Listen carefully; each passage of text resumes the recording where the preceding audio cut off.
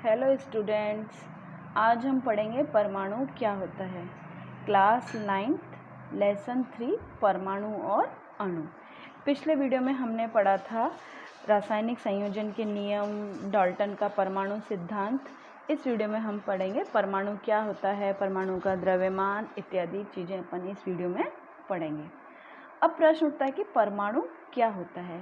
कभी आपने देखा है अपने आसपास, अपने मकान बनते हुए तो देखा ही होगा, तो उसमें देखा होगा कि किस प्रकार से एक एक ईंट जोड़कर वो मकान की दीवार बनाते हैं और फिर एक दीवार से एक कमरा और कई कमरों का समूह और फिर उसके बाद पूरा मकान या एक बिल्डिंग खड़ी हो जाती है। तो अगर उस विशाल इमारत की अपन बात करें तो उसकी रचनात्मक इकाई क्या होती है कि किससे उस इमारत का निर्माण हुआ है, तो हम क्या कह सकते हैं कि एक ईंट से उसकी इकाई है जिससे उसका निर्माण हुआ है, क्योंकि ईंट के ऊपर ईंट जोड़ के ही दीवार और दीवार से कमरे और कमरे से पूरी इमारत बिल्डिंग का निर्माण होता है। तो इसी प्रकार से अगर अपन बावड़ी का यानी जो चींटियों का घर होता है उसका भी बात करें तो चींटी की जो इतनी बड़ी बावड़ी बन जाती है, सांप की बावड़ी होती है, वो किससे बनती है? मिट्टी के छोटे छोटे कणों से मिलकर बनती है और फिर उनका एक बड़ी बावड़ी या एक मकान का निर्माण हो जाता है। तो इसी प्रकार से जो भी द्रव्य है, जो पदार्थ है, उनकी भी रचनात्मक इकाई क्या होती है? परमाणु, जो कि छोटे छोटे कणों से मिलकर, छोटे छोटे परमाणु एटम से मिलकर किसी भी पदार्थ का निर्माण होता है। ये भी अपन पढ़ चुके हैं। अब बात आती है, हमने कहा छोटे छोटे परमाणु होते हैं, पर परमाणु का जो साइज होता है, जो एटम का साइज होता है, वो कितना बड़ा होता है? ये तो हमें पता है कि परमाणु के द्वारा ही पदार्थ का निर्माण होता है, पर इन परमाणु का साइज कितना होता है? परमाणु कितने बड़े होते हैं? परमाणु बहुत छोटे होते हैं। अगर हम उनकी तुलना करना चाहें या उनकी कल्पना करें तो वो इतने छोटे होते हैं कि हमको सामान्य आंखों से दिखाई भी नहीं देते हैं। अगर हम इन लाखों परमाणुओं को एक के ऊपर एक लाइन से जमाएं, जैसे अपन एक सीढ़ियों को एक के ऊपर एक जमाते हैं ना, तो अगर उनको एक के ऊपर एक लाखों परमाणुओं को रखें तो भी बड़ी मुश्किल से जो आपका एक कागज़ है, कागज़ की जो शीट होती है, उतनी मोटी परत बनेगी। कब? जब हम लाखों परमाणुओं को एक के ऊपर एक रखें, यानी जो परमाणु का साइज़ है वो क्या होता है? बहुत छोटा होता है। अगर हम माने तो परमाणु की जो त्रिज्या होती है उसे हम नैनोमीटर के अंदर नापते हैं, यानी 10⁻⁹ मीटर = 1 नैनोमीटर होता है और 1 मीटर में 10⁹ नैनोमीटर होते हैं। तो इसी प्रकार से जब परमाणु की त्रिज्या को हमने नापा तो वो कितना सूक्ष्म है। अगर अलग अलग हमारे पास विभिन्न प्रकार के तत्व हैं तो उनकी अगर अपन त्रिज्या की बात करें कि उनका साइज़ कितना है, तो जो हाइड्रोजन परमाणु हैं, उस हाइड्रोजन परमाणु का जो त्रिज्या होती है वो कितनी होती है? 10⁻⁻10 मीटर। इतना सूक्ष्म हाइड्रोजन परमाणु होता है। अगर हम जो पानी की बूंद देखते हो, जल का जो अगर अणु की बात करें तो जल का एक अणु आप तो कम से कम छोटी छोटी क्या देखोगे? एक बूंद। लेकिन हम जल के अणु की बात कर रहे हैं कि उसका जो एक मॉलिक्यूल होगा वो कितना बड़ा होगा, तो उसके एक मॉलिक्यूल का साइज़ होता है 10⁻⁹ मीटर। हीमोग्लोबिन, जो कि हमारे ब्लड के अंदर, रक्त के अंदर पाया जाता है, उसके एक अणु की जो त्रिज्या होती है वो होती है 10⁻⁸। रेत के कण की 10⁻⁴। इसी तरह से मतलब हर चीज़ की, चींटी के अगर एक अणु की बात करें तो कितनी होती है? 10⁻⁻3। सेब, एप्पल जो आप खाते हैं, उसका जो एक मॉलिक्यूल होता है, एक अणु परमाणु होता है, उसका आकार कितना होता है? 10⁻⁻1 मीटर। तो इस प्रकार हमको पता चला कि किस प्रकार से परमाणु का साइज़ कितना कम, कितना सूक्ष्म होता है। तो अब हम इसे, अगर इतना छोटा है तो हम एक तरह से इसको नगण्य या बहुत ये मान सकते हैं कि नगण्य है, उसको नापना बहुत मुश्किल है। तो अगर इस बारे में देखें तो क्योंकि पूरा जो विश्व है वो किससे बना है? इन्हीं परमाणुओं से ही बना हुआ है। चाहे हम उन्हें देख सकें या नहीं देख सकें, लेकिन हमें फिर भी पता है कि ये जो परमाणु हैं, जो भी जितने भी पदार्थ हैं जो हमारे आसपास विद्यमान हैं, जो के ऊपर हमारी सारी क्रियाविधियाँ निर्भर करती हैं, ये सभी किससे मिलके बने हैं? परमाणुओं से मिलकर बने हैं। अगर हम आधुनिक तकनीक के द्वारा, जो हमारे पास आजकल टेक्निक्स हैं, उनकी सहायता से किसी भी चीज़ की सतह के द्वारा हम देख सकते हैं कि उसके परमाणु का साइज़ कैसा होता है, कैसी आकृति हो सकती है। तो उनसे का जो फ़ोटो हम लेते हैं किसी भी चीज़ की, किसी भी तत्वों की सतह की देखते हैं, तो उनका जो चित्र लेते हैं, उनको अगर हम देखते हैं तो हमें इस प्रकार से दिखाई देता है। ये सिलिकॉन की सतह का प्रतिबिंब है जो कि हमने आधुनिक तकनीक की सहायता से लिया है। इसमें दिखाई दे रहा है कितने सूक्ष्म, अनेकों सूक्ष्म परमाणु इसके अंदर दिखाई दे रहे हैं। अब इसके बाद बात करते हैं हम विभिन्न तत्वों के जो परमाणु हैं उनके आधुनिक प्रतीक क्या हैं। आधुनिक प्रतीक में मतलब आजकल तो हम यूज़ करते हैं कि कार्बन C है, हाइड्रोजन H है, ऑक्सीजन O है। तो क्या प्रारंभ में भी ये इसी प्रकार के थे? नहीं, प्रारंभ में ये इस प्रकार के नहीं थे, इनके अलग अलग प्रतीक थे। इनमें से अगर हम देखें तो जो डाल्टन थे, डाल्टन सबसे पहले ऐसे वैज्ञानिक थे जिन्होंने तत्वों के प्रतीकों का प्रयोग किया। वो अलग से विशिष्ट अर्थों में किया था। जैसे हम आज देखते हैं ऐसे उस समय नहीं थे। जैसा आपको इस डायग्राम में दिखाई दे रहा है, इस प्रकार से डाल्टन ने अपने जो तत्व थे उन तत्वों को इस प्रकार से दिया था। आज तो हम हाइड्रोजन को H के नाम से जानते हैं, लेकिन जब डाल्टन ने प्रतीक दिए थे तो उन्होंने इस प्रकार से डायग्राम दिया था कि एक गोला, गोले के अंदर एक बिंदु, जिसे उन्होंने हाइड्रोजन का प्रतीक दिया था। उन्होंने अधिकांश जितने भी प्रतीक दिए थे, आपने एक नोटिस किया कि ये सभी एक गोले के अंदर ही दिए गए हैं। अर्थात जितने भी उन्होंने प्रतीक माने उनको गोले के अंदर दिया और उनमें हर एक में एक कोई विशेषता दी। लेकिन जैसे जैसे और अधिक तत्वों की खोज होती गई तो ये प्रतीक कम पड़ने लगे, इनमें और क्लिष्टता आने लगी, उनमें दिक्कत आने लगी। भाई एक ही गोले के अंदर आप कितनी अलग अलग वैरायटीज़ बनाएंगे और इनको पहचानना और भी ज़्यादा दिक्कत की चीज़ होने लगी। तो फिर उसके बाद बर्जीलियस ने तत्वों के कुछ प्रतीकों को सुझाया जो कि उन तत्वों के नामों के साथ एक या दो अक्षरों से प्रदर्शित होते हैं, जिन्हें अपन आज भी मानते हैं। जैसे कि प्रारंभ में तत्वों के नाम उनके व्युत्पत्ति के स्थान पर, व्युत्पत्ति मतलब जहाँ से वो पाए गए थे, सबसे पहली बार जो तत्व जहाँ से मिला था उन तत्वों के नाम के आधार पर उन तत्वों के नाम रखे गए। जैसे कि कॉपर, कॉपर साइप्रस से मिला था, इसलिए उसका नाम क्या रखा गया? Cu copper. Cu यानी C कैपिटल और U स्मॉल लेटर्स में लिखा गया। जैसे कि गोल्ड, गोल्ड का नाम अंग्रेजी के उसी शब्द से लिया गया जिसका अर्थ होता है पीला, पीला यानी ऑरम, यानी उनके रंगों के आधार पर लिया, मतलब अलग अलग आधार पर किसी तत्व का नाम लिया गया उनकी उत्पत्ति के आधार पर, किसी तत्व का नाम लिया गया उनके रंगों के आधार पर। जो IUPAC है, IUPAC यानी आपकी international union of pure and applied chemistry, यह वैज्ञानिकों की अंतर्राष्ट्रीय संस्था है जो कि तत्वों के नाम, प्रतीक, मात्रकों को स्वीकृति प्रदान करती है। यानी जो नाम इस संस्था द्वारा पारित कर दिया जाएगा या जिसे स्वीकृति मिल जाएगी वो ऑल ओवर द वर्ल्ड उसी नाम से जाना जाएगा। इस संस्था के अनुसार, IUPAC के अनुसार, वर्तमान में जो अधिकांश तत्व हैं, तत्वों के जो प्रतीक हैं, उन तत्वों के अंग्रेजी नामों के एक या दो अक्षरों से बने हुए हैं। जैसे कि अपन आज देखते हैं, किसी प्रतीक के पहले अक्षर को हमेशा हम बड़े अक्षर में लिखते हैं, कैपिटल लेटर्स में अंग्रेजी के, तथा दूसरे अक्षर को छोटे अक्षर या स्मॉल लेटर्स में लिखते हैं। जैसे हाइड्रोजन है, हाइड्रोजन का तो हम पहला अक्षर केवल कैपिटल H ही लेते हैं। इसी की जगह अगर हमको एल्यूमिनियम लिखना है तो एल्यूमिनियम का हम AL लेते हैं, लेकिन जब हम उसको लिखते हैं तो कैपिटल A और स्मॉल l लिखते हैं, ना कि कैपिटल A और कैपिटल L। अगर आप कैपिटल A और कैपिटल L लिखेंगे तो वो क्या हो जाएगा? गलत। उसका सही रूप से अगर हमें लिखना है तो वो क्या होगा? कैपिटल A और कैपिटल L, कैपिटल A और स्मॉल l। इसी तरह से अगर हमें कोबाल्ट का लिखना है तो कोबाल्ट का क्या होगा? कैपिटल C और स्मॉल o, ना कि कैपिटल C और कैपिटल O, क्योंकि कैपिटल C और कैपिटल O अगर हमने लिख दिया तो वो क्या हो जाएगा? कार्बन मोनोऑक्साइड, ना कि कोबाल्ट। तो हमें इन चीज़ों का ध्यान रखना पड़ेगा कि अगर हमने दोनों अक्षर कैपिटल लिख दिए तो हो सकता है कि या तो उस शब्द का कोई अर्थ नहीं निकले या वो कोई अन्य यौगिक का नाम बन जाए। इसी प्रकार से कुछ तत्वों के प्रतीक उनके अंग्रेजी नामों के मैंने आपको बता ही दिया कि प्रथम अक्षर और बाद में आने वाले किसी एक अक्षर को संयुक्त करके बनते हैं, जैसे कि क्लोरीन, जिंक, कोबाल्ट, एल्युमिनियम आदि।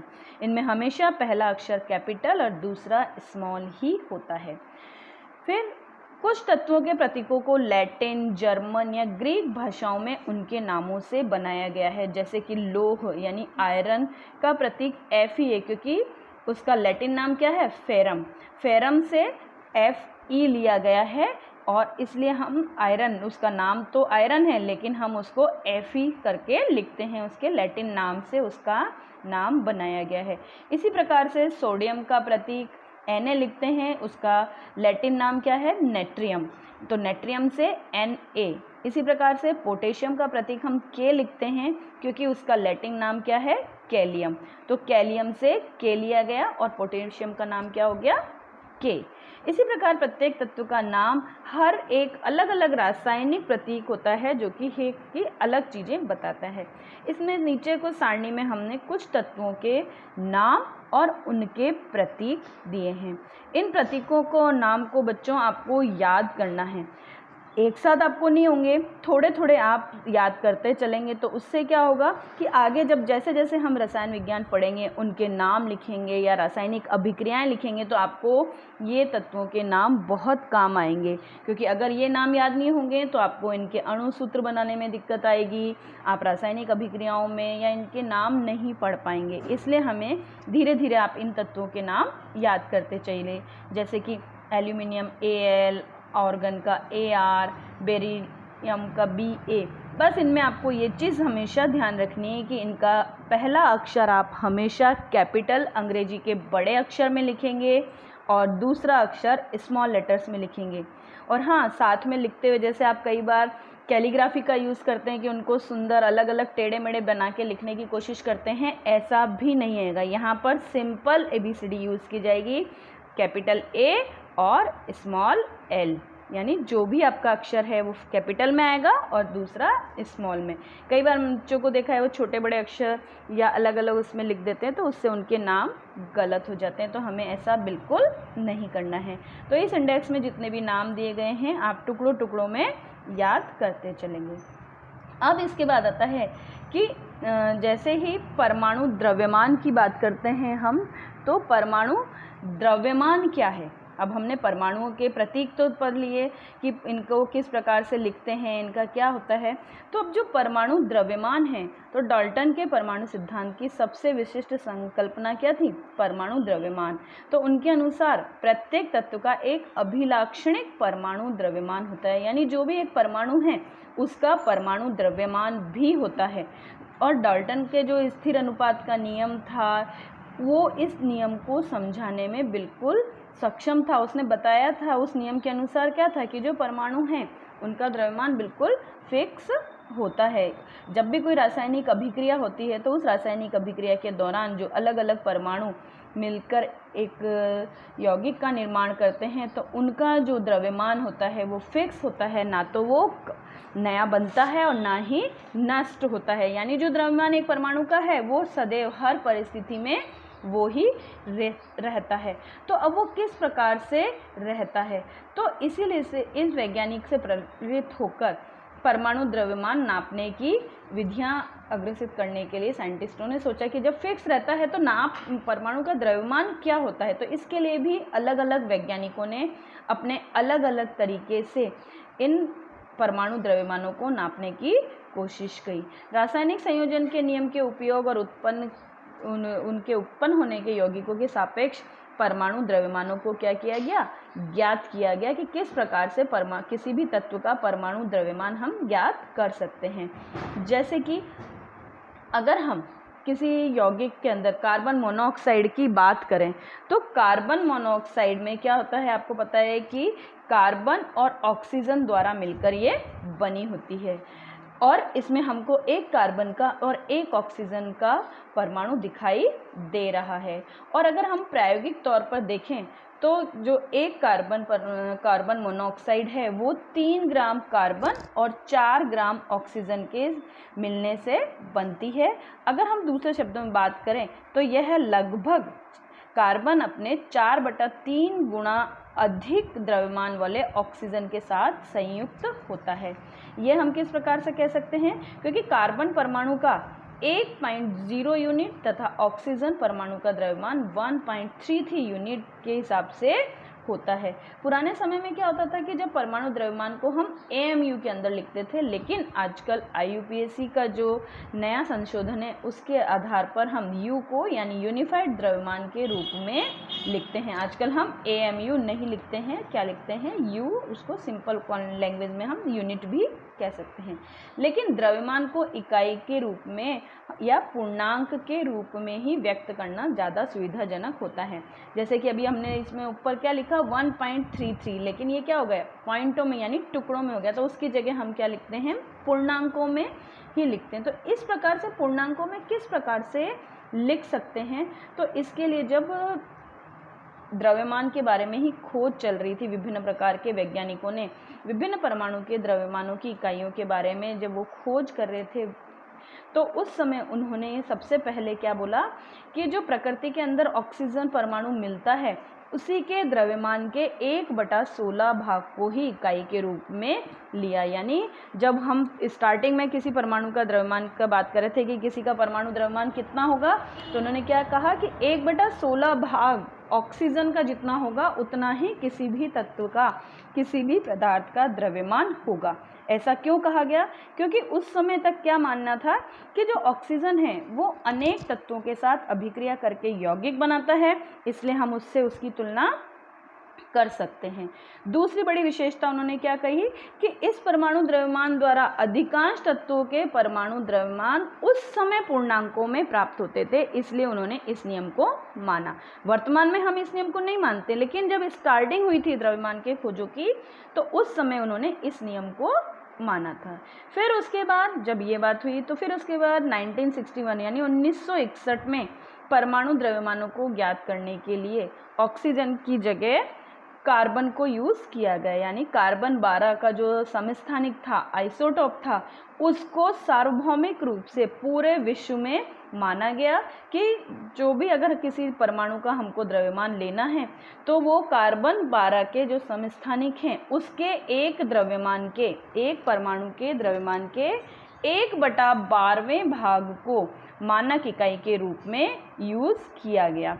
इसको हम किस तरह से समझ सकते हैं कि माना कि एक तरबूज है, अगर जो जैसे जो फल विक्रेता है वो फल विक्रेता क्या करेगा कि उसके पास एक तरबूज है, उसके पास बाट नहीं है। आज तो हम क्या करते हैं, कोई भी सब्जी लेते हैं तो हमारे पास क्या हो जाती है, बाट होता है, वजन होता है, और हम उस हिसाब से उसको क्या करते हैं, तोलते हैं और नाप लेते हैं।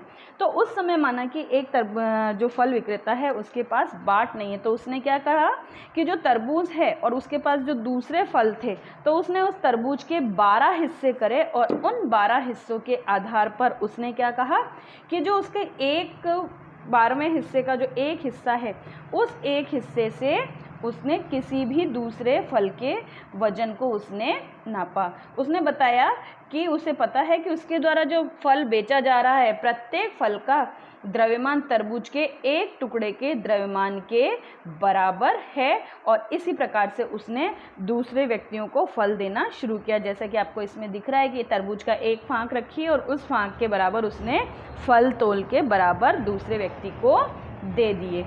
तो इसे क्या माना गया, वह फलों के सापेक्ष फल की द्रव्यमान इकाई के रूप में उनको मानने लगा। इसी प्रकार से इन्होंने भी क्या माना कि कार्बन 12 के 1/12वें भाग के अनुपात के रूप में उन्होंने परमाणु के औसत द्रव्यमान को माना। उस आधार पर कुछ तत्वों के परमाणु द्रव्यमान इस प्रकार थे, जैसे हाइड्रोजन का 1, कार्बन का 12, नाइट्रोजन के 14, ऑक्सीजन के 16, सोडियम के 23, मैग्नीशियम के 24। इस प्रकार से विभिन्न अलग अलग तत्वों के द्रव्यमान को उस समय गणना की गई। अब हम नेक्स्ट वीडियो में पढ़ेंगे कि परमाणु किस प्रकार अस्तित्व में रहते हैं। द्रव्यमान तो अपन ने पढ़ लिया, अस्तित्व के बारे में हम नेक्स्ट वीडियो में पढ़ेंगे। Thank you.